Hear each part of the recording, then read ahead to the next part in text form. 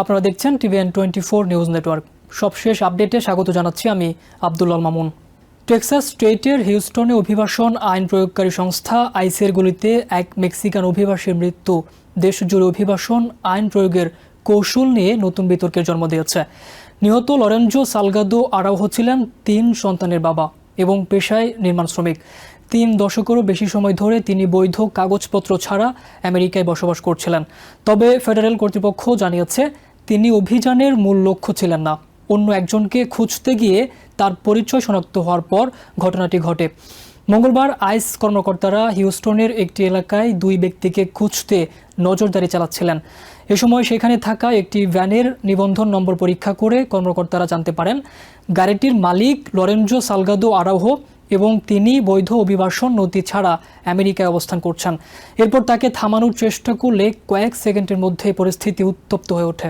Homeland security ডিপার্টমেন্টের দাবি, Araujo তার গাড়িকে অস্ত্র হিসেবে ব্যবহার করে একজন ফেডারেল কর্মকর্তার দিকে চালিয়ে দেন। এতে কর্মকর্তার জীবনের ঝুঁকি তৈরি হওয়ায় আত্মরক্ষার্থে একজন আইইসিই কর্মকর্তা তার পেটে গুলি করেন। গুরুতর আহত অবস্থায় তাকে হাসপাতালে নেওয়া হলেও কয়েক ঘন্টা পর তিনি মারা যান। তবে ঘটনাস্থলে উপস্থিত 3 প্রত্যক্ষদর্শী সরকারি এই বর্ণনার সঙ্গে একমত নন। তাদের দাবি, আরাউহো কোনো কর্মকর্তাকে চাপা দেওয়ার চেষ্টা করেননি।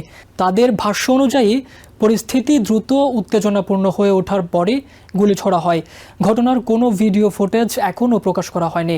আইসিই এর সংশ্লিষ্ট কর্মকর্তাদের শরীরে বডি ক্যামেরাও ছিল না, যা নিয়ে নতুন প্রশ্ন উঠেছে। ঘটনার পর থেকেই হিউস্টনে ক্ষোভ ছড়ে পড়ে। শত শত মানুষ মোমবাতি প্রজ্বলন কর্মসূচিতে অংশ নেন এবং পরে হাজারো মানুষ বিক্ষোভ মিছিলে যোগ দেন। লাতিনো অধিকার সংগঠন, অভিবাসী অধিকার কর্মী, স্থানীয় জনপ্রতিনিধি এবং মানবাধিকার সংগঠনগুলো স্বাধীন ও নিরপেক্ষ তদন্তের দাবি জানিয়েছে। তাদের অভিযোগ, সাম্প্রতিক মাসগুলোতে আইসিইর অভিযানে বল প্রয়োগের মাত্রা বেড়েছে এবং অনেক ক্ষেত্রেই অভিবাসন আইন প্রয়োগের নামে অপ্রয়োজনীয় শক্তি ব্যবহার করা হচ্ছে। মেক্সিকোর প্রেসিডেন্ট ক্লডিয়া শেইনবাম বলেছেন, লরেঞ্জো সালগাদো আরাউহোর মৃত্যুর ঘটনায় জবাবদিহি নিশ্চিত করতে তার সরকার আইনি ও কূটনৈতিক ব্যবস্থা নেবে। তিনি বলেন, অভিবাসন নথি না থাকা কখনোই মৃত্যুদণ্ডের কারণ হতে পারে না। মেক্সিকো সরকারের তথ্য অনুযায়ী গত বছর থেকে আইসের হেফাজতে অথবা অভিযানের সময় অন্তত 17 জন মেক্সিকান নাগরিক প্রাণ হারিয়েছেন। প্রতিটি ঘটনার পূর্ণাঙ্গ তদন্তের দাবিতে দেশটির আমেরিকা সরকারের কাছে আনুষ্ঠানিক অনুরোধ পাঠিয়েছে। পাশাপাশি বিষয়টি জাতিসংঘের মানবাধিকার দপ্তর এবং আমেরিকান মানবাধিকার কমিশনের কাছেও উত্থাপন করা হয়েছে। ট্রাম্প প্রশাসন দ্বিতীয় মেয়াদে দায়িত্ব নেওয়ার পর থেকেই অবৈধ অভিবাসীদের বিরুদ্ধে অভিযান আরও জোরদার করেছে। সম্প্রতি রিপাবলিকান সমর্থিত একটি আইন পাশ হওয়ার পর আইসিইর জন্য $31 বিলিয়ন বরাদ্দ দেওয়া হয়েছে।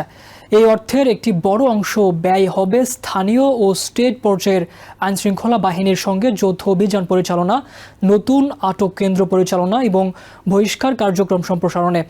যেসব স্টেট বা শহর ফেডারেল কর্তৃপক্ষের সঙ্গে সহযোগিতা করতে অস্বীকৃতি জানায়, সেখানে অভিযান বাড়ানোর জন্যও অতিরিক্ত অর্থ বরাদ্দ রাখা হয়েছে। অভ্যন্তরীণ নথি অনুযায়ী জুনের শেষ 5 দিনে আইস 10,000-এরও বেশি মানুষকে গ্রেফতার করেছে। 4 জুলাইয়ের ছুটির পর অভিযান আবারও দ্রুত গতিতে শুরু হয়। মঙ্গলবার থেকে বৃহস্পতিবার পর্যন্ত মাত্র 3 দিনে দেশ জুড়ে আরও 6,000-এরও বেশি মানুষকে আটক করা হয়েছে। অর্থাৎ প্রতিদিন গড়ে প্রায় 2,000 অভিবাসী গ্রেফতার হচ্ছেন।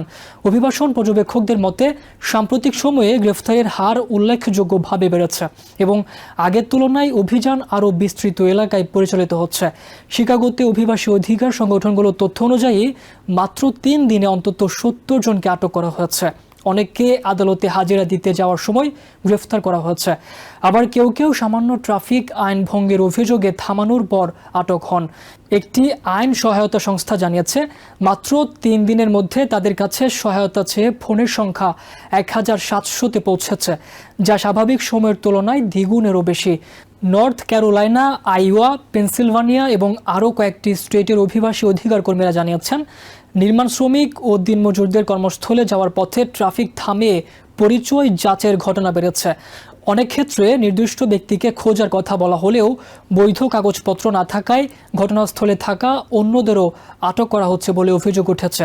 সাবেক আইসিই কর্মকর্তাদের মতে বাড়িতে অভিযান চালানোর তুলনায় গাড়ি থামিয়ে অভিযান পরিচালনা তুলনামূলক সহজ এবং নিরাপদ বলে মনে করা হয়, কারণ এতে সন্দেহভাজন ব্যক্তি নিজেকে ঘরের ভেতরে আটকে রাখতে পারেন না এবং অস্ত্র ব্যবহারের সম্ভাবনাও তুলনামূলক কম থাকে।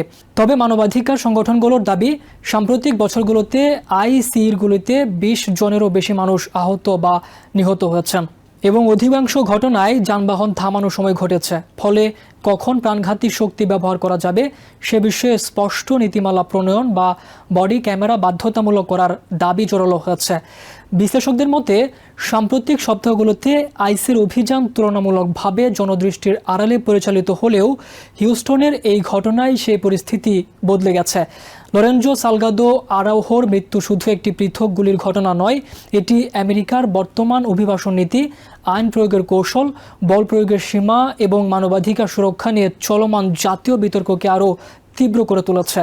আগামী দিনগুলোতে এই ঘটনার তদন্ত এবং আইসির কার্যক্রম নিয়ে রাজনৈতিক ও আইনি চাপ আরও বাড়তে পারে। নিউ ইয়র্ক থেকে সম্প্রচারিত TVN 24 টেলিভিশন বিশ্বজুড়ে বাঙালির কণ্ঠস্বর।